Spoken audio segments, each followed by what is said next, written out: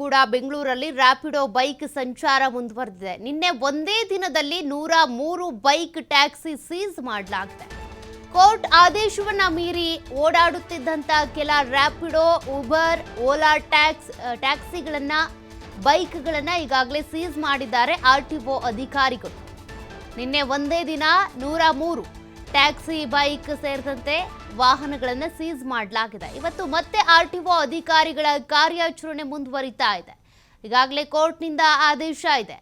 ರ್ಯಾಪಿಡೋ ಹಾಗೂ ಊಬರ್ ಸೇರಿದಂತೆ ಅಂದರೆ ಆನ್ಲೈನ್ನಲ್ಲಿ ನೀವೇನು ಬುಕ್ ಮಾಡ್ಕೊಂಡು ಹೋಗ್ತೀರಾ, 2 ವೀಲರ್ ಇರ್ಬೋದು ಅಥವಾ 4 ವೀಲರ್, ಊಬರ್ ಇರ್ಬೋದು, ಇವೆಲ್ಲವಕ್ಕೂ ಕೂಡ ನಿಷೇಧ ಇದೆ. ಹಂಗಿದ್ರೂ ಕೂಡ ಏನು ಸಂಚಾರ ಮುಂದುವರೆದಿತ್ತು ರ್ಯಾಪಿಡೋ ಹಾಗೂ ಊಬರ್ಗಳಿಂದ, ಅದಕ್ಕೆ ಬ್ರೇಕ್ ಹಾಕೋದಕ್ಕೆ ಅಂತ ಆರ್ಟಿಒ ಅಧಿಕಾರಿಗಳೀಗ ಫೀಲ್ಡಿಗಿಳಿದಿದ್ದಾರೆ. ಸದ್ಯ ನಿನ್ನೆ ಒಂದೇ ದಿನದಲ್ಲಿ 103 2 ವೀಲರ್ ಹಾಗೂ ಟ್ಯಾಕ್ಸಿ ಸೇರಿದಂತೆ ಸೀಸ್ ಆಗಿರುವಂಥ ವೆಹಿಕಲ್ಸ್ಗಳು. ಇವತ್ತು ಕೂಡ ಕಾರ್ಯಾಚರಣೆ ಮುಂದುವರಿತಾ ಇದೆ. ಕಾರಣ, ಆಟೋ ಚಾಲಕರು ಈಗಾಗಲೇ ಒಂದು ಪ್ರತಿಭಟನೆ ಮಾಡಿದ್ರು. ಅದಕ್ಕೆ ಸಂಬಂಧಪಟ್ಟಂತೆ ಕೋರ್ಟ್ನಿಂದ ಒಂದು ಆದೇಶ ಬಂದಿತ್ತು.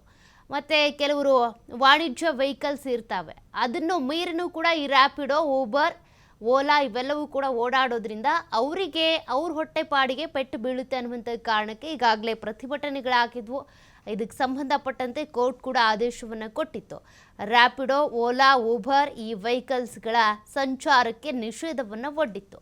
ಹಾಗಿದ್ರೂ ಕೂಡ ಕೆಲವರು ಗೊತ್ತಿಲ್ಲದೇ ಕಣ್ತಪ್ಪಿಸಿ ಈ ರೀತಿಯಾಗಿ ಕೋರ್ಟ್ ಆದೇಶವನ್ನು ಉಲ್ಲಂಘನೆ ಮಾಡಿ ಏನು ರಸ್ತೆಗಿಳಿದಿದ್ವು ರ್ಯಾಪಿಡೋ ಅಥವಾ ಓಲಾ, ಊಬರ್, ಅವೆಲ್ಲ ವೆಹಿಕಲ್ಸ್ಗಳಿಗೂ ಕೂಡ ಈಗ ಬಿಸಿ ತಟ್ಟಿರೋದು. ಆ ವೆಹಿಕಲ್ಸ್ ಓಡಿಸ್ತಾ ಇದ್ದಂಥವ್ರಿಗೂ ಕೂಡ ಬಿಸಿ ತಟ್ಟಿದೆ. ಸದ್ಯ ನೋಡಿ, ಸೀಸ್ ಮಾಡಿರುವಂಥ ವೆಹಿಕಲ್ಸ್ಗಳು ಇವತ್ತು ಕೂಡ ಕಾರ್ಯಾಚರಣೆ ಮುಂದುವರಿತಾ ಇದೆ. ಆರ್ಟಿಒ ಅಧಿಕಾರಿಗಳು ಫೀಲ್ಡ್ನಲ್ಲೇ ಇದ್ದಾರೆ.